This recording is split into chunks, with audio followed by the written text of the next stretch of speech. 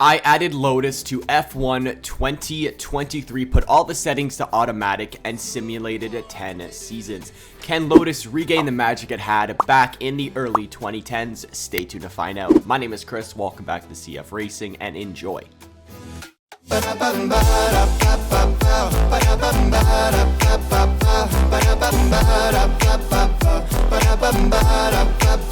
Hello everybody and welcome back to another simulation video. Today we are adding Lotus to F1 2023. This is a fun one. It is a great mod. A link will be in the description down below to the mod so you guys can download it into your My Team career saves and you guys can be Lotus. Just a little bit of admin before this video starts. I just want to say that Mick Schumacher is going to be the lead driver for all 10 seasons of Lotus just because he doesn't have a seat right now, and I think he'd be a great lead driver for Lotus. Also, I do want to say I'm doing a McLaren merch giveaway in my Discord. If you guys want to join the Discord, all you got to do, hit that like button, subscribe to the channel, join the Discord. Link is in the description down below as well. Go into the McLaren merch tab and just enter the giveaway. It is very simple. It's all you have to do, and the giveaway winner will be selected, I believe, on the last day of July. So with that being said, guys, enjoy the video. In 2023, surprisingly, Max Verstappen actually didn't win this one. That's crazy. George Russell took 8 wins on the year, 324 points, and finished P1. Lewis Hamilton took 3 wins, 285 points, finished P2. Charles Leclerc took 3 wins, 228 points to finish P3. Fernando Alonso took 1 win, 184 points to finish P4. Max Verstappen, I can't believe this, 1 win, 164 points, and finished P5. How bad was that Red Bull this season? That is insane. Mick Schumacher and Théo Pourchaire both scored 0 points, but Mick finished P13 and Théo Pourchaire finished P23. So literally only 12 point sitters this year. That's kind of crazy.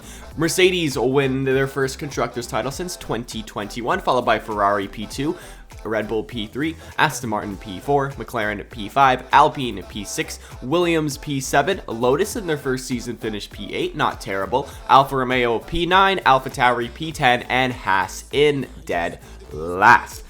There also was some mid-season driver transfers this season, as in the mid-season, Liam Lawson went to AlphaTauri, kind of what happened this year actually. Nick De Vries got dropped from AlphaTauri and he went to McLaren, and Oscar Piastri actually got dropped. So a little different than what actually happened in real life. No Daniel Ricciardo. But at the end of the year, Lewis Hamilton retires from Formula 1. That moves Lando Norris to Mercedes.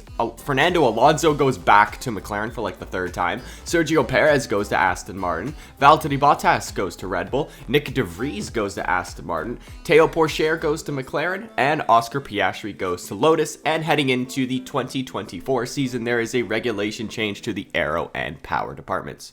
In 2024, we had a great and absolutely insane title fight between Lando Norris and George Russell, and Lando Norris came out on top as he took 8 wins, 299 points, and finished P1. George Russell took 6 wins, 298 points, and finished P2. 1 point to decide it. You love to see it. Sergio Perez took 1 win, 230 points, finished P3. Max Verstappen took 1 win, 212 points, and finished P4. Mick Schumacher had 0 points, finished P17, and Oscar Piastri had 0 points and finished P20. Looks like Aston and Red Bull actually had a pretty good season this season. Mercedes win their second constructors title of the simulation, followed by Red Bull P2, Aston Martin P3, Ferrari go down to P4, McLaren P5, Alpine P6, Williams P7, Haas P8, Alfa Romeo P9, Lotus P10, and AlphaTauri in dead last. In the driver transfer market, Fernando Alonso retires from Formula 1, Esteban Ocon goes to McLaren, Alexander Albon goes to Alpine, Kevin Magnussen goes to Williams, Carlos Sainz goes to Haas, Sergio Perez goes to Ferrari, Nico Hülkenberg goes to Aston Martin, Logan Sargent goes to Haas, and Felipe Drugovich heads to Williams. And heading into 2025, there is a regulation change to the chassis and durability departments. In 2025, George Russell wins his second World Drivers' Championship of the simulation, and honestly, if it keeps going back and forth between George and Lando, that would be quite exciting. George Russell takes 10 wins, 337 points, finish P1. Lando Norris takes 4 wins, 298 points to finish P2. Max Verstappen, I don't know why I put I usually write Verstappen, takes 1 win, 212 points, finish P3. Nico Hülkenberg, he gets a podium. Look at this. This is something you love to see. 1 win, 85 points, and finishes P4 in that Aston Martin. Great job for Nico Hülkenberg. Mick Schumacher scores 0 points, finishes P18, and Oscar Piastri scores 0 points to finish P19. Mercedes win their 3rd consecutive Constructors title, followed by Red Bull P2, Ferrari P3, Aston Martin P4, Alpine P5, Williams P6, Haas P7, McLaren at P8, AlphaTauri at P9, Alfa Romeo P10, and unfortunately that leaves Lotus in dead last. In the driver transfer market, Sato goes to Red Bull, Sergio Perez goes to Red Bull, Bottas retires from Formula 1, and Max Verstappen goes to Ferrari, actually to partner alongside Charles Leclerc, so that's quite exciting. And heading into 2026, there is no regulation change. In 2026, Lando Norris is now back up on top of Formula 1 as he takes 9 wins, 336 points, and finishes P1.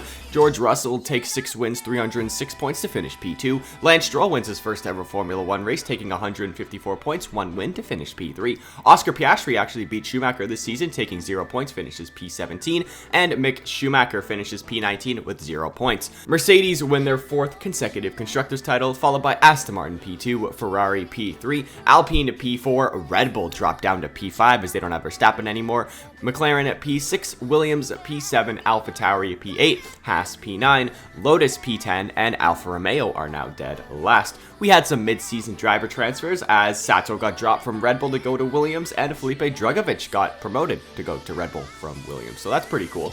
At the end of the season, Marcus Armstrong, I think he's an IndyCar driver now actually, goes to Mercedes. Oscar Piastri goes to Haas. George Russell leaves Mercedes to go to Haas. And Carlos Sainz heads to Lotus. And heading into 2027, we have a major regulation change to aero, chassis, and power, which will definitely shake up the grid. This is a crazy season. In 2027, Kevin Magnussen wins his first ever World Drivers' Championship and even wins his first ever races in Formula 1 as he takes 11 wins, 367 points to finish P1. Remember when I said it was going to shake up the grid going into the season, the regulation change? It did. Sato takes 3 wins, 265 points to finish P2. George Russell takes 2 wins, 195 points to finish P3. Mick Schumacher scores 0 points, finishes P22. And Carlos Sainz takes 0 points and finishes P23. Yes, I know it is a 22 driver grid, but there was a mid-season change. Williams win their first Constructors title since like 1995 or something, followed by Mercedes P2, Ferrari P3, Red Bull P4, Haas are up into P5, AlphaTauri at P6, Alfa Romeo are in P7, Aston Martin drops 6 spots to finish P8, McLaren P9, Alpine dropped 5 spots to finish P10, and Lotus somehow are in dead last. Like, good job, Lotus. How did you ruin this regulation change? In the mid-season, George Russell goes to Mercedes and Sato goes to Haas, so I guess Sato was not good in the Mercedes, or no, he was in the Williams actually. That's kind of crazy how that happened. Sato had 3 wins and they dropped the mid-season. At the end of the year, Carlos Sainz retires from Formula 1, Nico Hülkenberg retires from Formula 1, that moves Dennis Hauger as a rookie going to Lotus, and Marcus Armstrong goes to Aston Martin, and heading into 2028, there is no regulation change. I hope not, because this grid is crazy.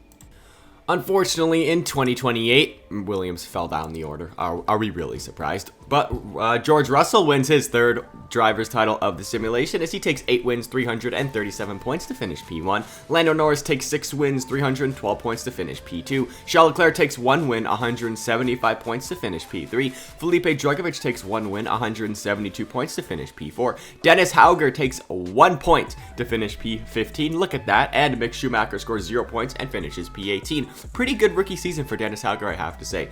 We got Mercedes back on top with their 5th Constructors title of the simulation, followed by Ferrari P2, Red Bull P3, McLaren P4, Williams P5, Aston Martin P6, Alpine P7, Lotus P8, Haas P9, AlphaTauri P10, and Alfa Romeo in dead last. Unfortunately, no driver transfers going into 2029, but there is a regulation change to durability. In 2029, Lando Norris ties up with George Russell to win his 3rd driver's title of the simulation, taking 9 wins, 335 points to finish P1. George Russell takes 6 wins, 317 points to finish P2, and Marcus Armstrong, look at this, takes 1 win, 116 points and finishes P3. Dennis Hauger scores 21 points, finishes P13, and Mick Schumacher scores 0 points to finish P18.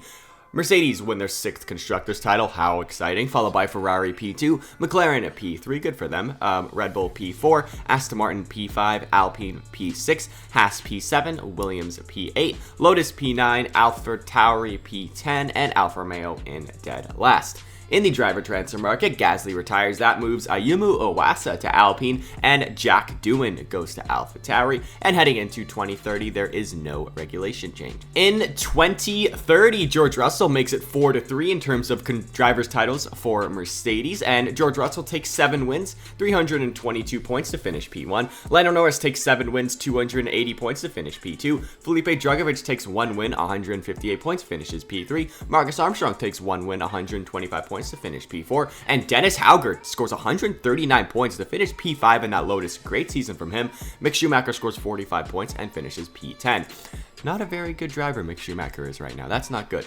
Mercedes win their 7th Constructors title of the simulation, as this is quite boring, honestly. We got Ferrari P2, Lotus move up 6 spots to P3, good for them, Red Bull P4, McLaren P5, Aston Martin P6, Alpine P7, Williams P8, Haas P9, AlphaTauri P10, and Alfa Romeo in dead last.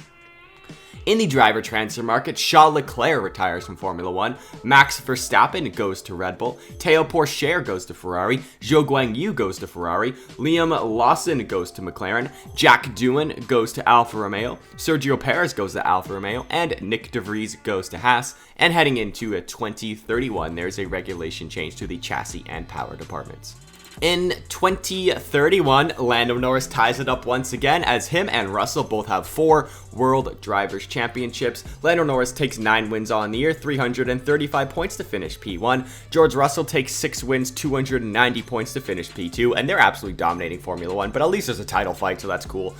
Dennis Hauger takes 147 points to finish P5. Marcus Armstrong takes 1 win, 94 points to finish P7. And Mick Schumacher scores 44 points and finishes P10. Mercedes win their 8th Constructors title, followed by Red Bull P2, Lotus P3, Ferrari P4, Aston Martin P5, McLaren P6, Alpine P7, Haas P8, Williams P9, but at least they have a Constructors title, Alfa Romeo P10, and AlphaTauri in dead last. And heading into the final season of 2032, Lance Stroll retires, Dennis Hauger goes to Aston Martin, Oscar Piastri goes back to Lotus, Marcus Armstrong goes to Haas, and Frederick Vesti goes to Aston Martin, and there is no regulation change going into the last season. And in 2032, Lando Norris actually comes out on top between him and George Russell, as he wins his 5th World Drivers' Championship of the simulation, taking 7 wins to score 295 points and finishes P1. George Russell takes 5 wins, 289 points and finishes P2. Frederick Vesti takes 2 wins, 187 points to finish P3. Oscar Piastri gets Lotus's first and only win, taking 1 win, 168 points to finish P5. And Mick Schumacher scores 50 points and finishes P8. Mercedes win their 9th Constructors title of the simulation, and they absolutely dominated, followed by Aston Martin P2, Red Bull P3, Lotus P4, Ferrari P5, Alpine P6, Williams P7, McLaren P8, Alfa Romeo P9, AlphaTauri P10, and to end it off, we have Haas in dead last. So now, guys, let's take a look at the final stats for all 10 years. And at the end of all 10 years, here's what the final stats look like. It's not really the most entertaining one in terms of Constructors titles, as Mercedes had 9 and Williams had 1. Lando Norris had 5 World Drivers' Championships. George Russell had 4 World Drivers' Championships. But hey, Kevin Magnussen had 1. You absolutely love to see it. And the most fun one in terms of wins. This is kind of crazy, as 2 drivers dominated this whole decade. George Russell had 64 wins, Lando Norris had 59, and then is a major drop. Charles Leclerc with 4, Verstappen with 3, Hamilton with 3, Armstrong with 3, Sato with 3, Drugovich with 2, Vesti with 2, and with 1 we have Lance Stroll, Nico Hülkenberg getting that podium, Fernando Alonso, Sergio Perez, and Oscar Piastri. So guys, that is going to wrap it up for today's video. If you guys did enjoy and you want to see more videos like this, hit that like button, subscribe, share with your friends, join the Discord. Also, the giveaways in the Discord, you guys want to see that. If you guys either want to see an Andretti simulation or a 4-driver combined career simulation, let me know in the comment section down below. With that being said, I'll see you guys next time.